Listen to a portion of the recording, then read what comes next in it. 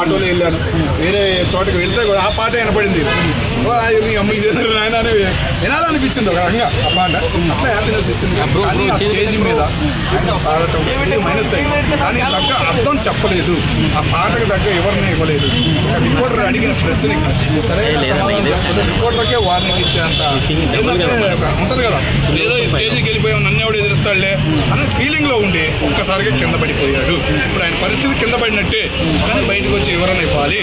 Cinema మళ్ళీ ఏదైనా super hit కొట్టాలన్నా కానీ, సినిమాలో స్టోరీ ఉన్నా కానీ, సినిమా స్టేజ్ చినక్కుండా ఉండాలన్నా కానీ, సినిమా విడుదల చేసే టయానికల్లా ఆయన ఏదో ఒకటి ఒక ఎవరైనా ఇవ్వాలి కంపల్సరీగా. ఏమంటారంటే ఆ స్టేజ్ మీద పాడినప్పుడే తప్పు అనిపించినప్పుడు అక్కడే రియాక్ట్ అవ్వకుండా ఒక 2-3 డేస్ అయిన తర్వాత రియాక్ట్ అయ్యేది కాంట్రవర్సీ చేయడం ఇంతవరకు కరెక్ట్ అని చెప్పి బాధపడలేరు. ఇప్పుడు అక్కడికి వెళ్ళారు చాలా మంది హీరోలు కానీ పెంపులు వెళ్ళారు, వాళ్ళు కూడా వాళ్ళు కామెంట్లు చేస్తున్నారు అలా చేసి ఉండకూడదు అని చెప్పేసి. అలా డైరెక్ట్గా చెప్పలేరుగా. ఆడ ఎక్కువగా పొగడు స్టేజ్ మీదకి వెళ్ళాలన్నా కూడా వాళ్ళకి బాధేసిందనే మూమెంట్లు వాళ్ళు వీడియోలు విడుదల చేసి బయటకు చూపిస్తున్నారు. అదే ఉదాహరణ. బయటకు డైరెక్ట్గా చెప్పలేరు కదా. ఇప్పుడు మహాన్ ఏదైనా అనలేంగా. కానీ ఆయన వివరణ ఇచ్చినట్టయితే ఆ పాట గురించి చాలా బాగుండేదని మేము అనుకుంటాం. అంటే గతంలో కూడా చాలా మంది నన్ను ట్రోల్ చేశారు, పచ్చి బూతులు తిట్టారు. అప్పుడు లేని బూతులు ఇప్పుడు ఎందుకు గుర్తొచ్చాయి? ఒక పాటలో ఒక 30 సెకండ్లు పెట్టినందుకే మీకు అంతగానో అదవుతుంది, నన్ను అత్తిస్తున్నారు అని చెప్పేసి. కరెక్ట్ ప్రశ్న అడిగావు. ఓకేనా? నువ్వు అడిగిన ప్రశ్నకు సమాధానం ఏంటంటే, అక్కడ నిన్ను ఒక రిపోర్టర్ ప్రశ్న అడిగాడు చూసావా, ఆయన యొక్క పొగరకు చూసావు, ఆయనకు వార్నింగ్ ఇచ్చావు, నీకు అదే మైనస్ అయ్యింది. అట్లా మీడియా ముందుకు వచ్చేసి నువ్వే ఓన్గా అంట పెట్టేసి నువ్వు చేస్తావు, ఎంత రాంగ్ అది అసలు. సమాధానం చెప్పు. నా పార్టీ ఇది అబ్బాయి, నా బూతులు ఇవి ఉన్నాయి, ఆ బూతులకి ఎవరిని ఇది స్ట్రాంగ్ గా చెప్పు. ఎవరినేమో స్ట్రాంగ్ గా ఉంది అబ్బాయి అని ఒక మూమెంట్ ఉంటుంది. పక్కన కామెంట్ పెట్టినా కానీ ఎదురు కామెంట్ పెడతారు, నీకేం తెలుసు అబ్బాయి అని.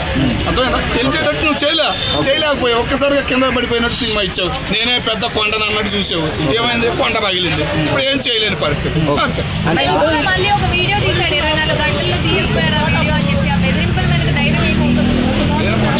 భయం అనేది లేదు.